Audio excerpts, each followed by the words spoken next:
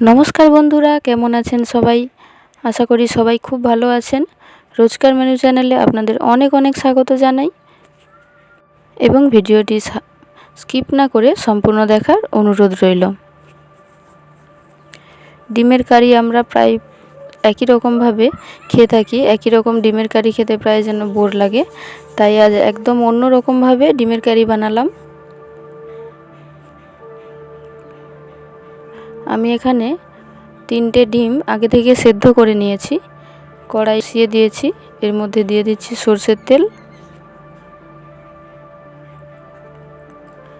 তেলের মধ্যে সামান্য পরিমাণ লবণ এবং সামান্য পরিমাণ হলুদ গুঁড়ো দিয়ে আমি ডিমগুলো ভেজে নেব।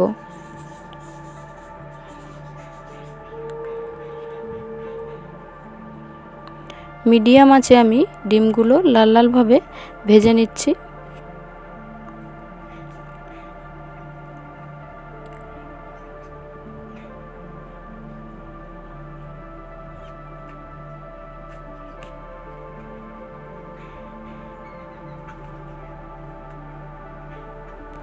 ভাজা হয়ে গেছে, আমি তুলে নিচ্ছি।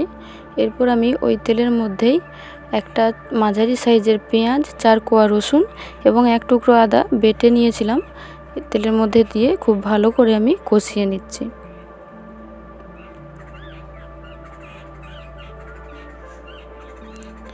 কিছুক্ষণ নেড়ে নিয়ে আমি এখানে দিয়ে দিচ্ছি 1 চামচ পরিমাণ লঙ্কার গুঁড়ো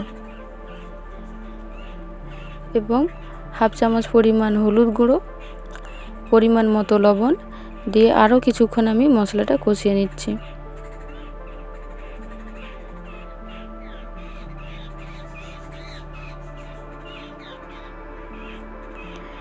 এরপর আমি যে মশলাটা বেটে রেখেছিলাম ওই মশলা বাটার জল দিয়ে আরও কিছুক্ষণ কষিয়ে নিচ্ছি।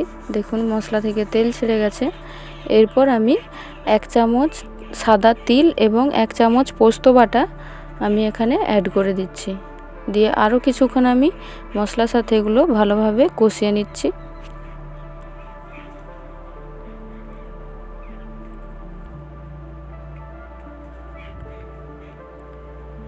আরও কিছুটা মশলা বাটার জল আমি এখানে দিয়ে দিচ্ছি।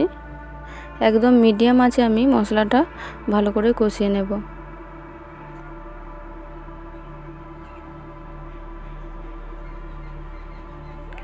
মশলা কষা হয়ে গেছে, এরপর আমি এখানে জল দিয়ে দিচ্ছি। আপনারা যে পরিমাণে গ্রেভিটা রাখবেন সেই পরিমাণে জল দেবেন।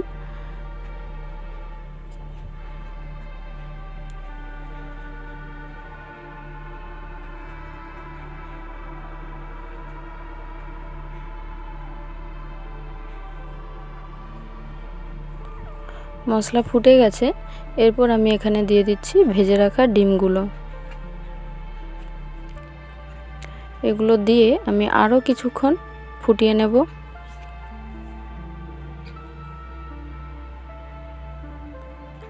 দেখুন দেখতে কালারটা কত সুন্দর এসেছে।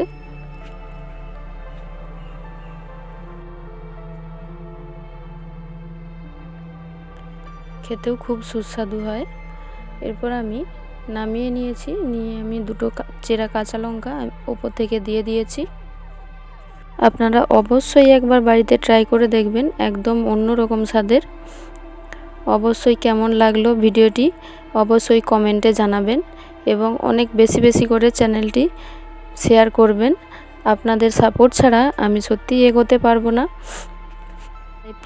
তাই প্লিজ আপনারা সবাই বেশি বেশি করে সাপোর্ট করুন এবং ভিডিওটি কেমন লাগলো অবশ্যই কমেন্টে জানাবেন।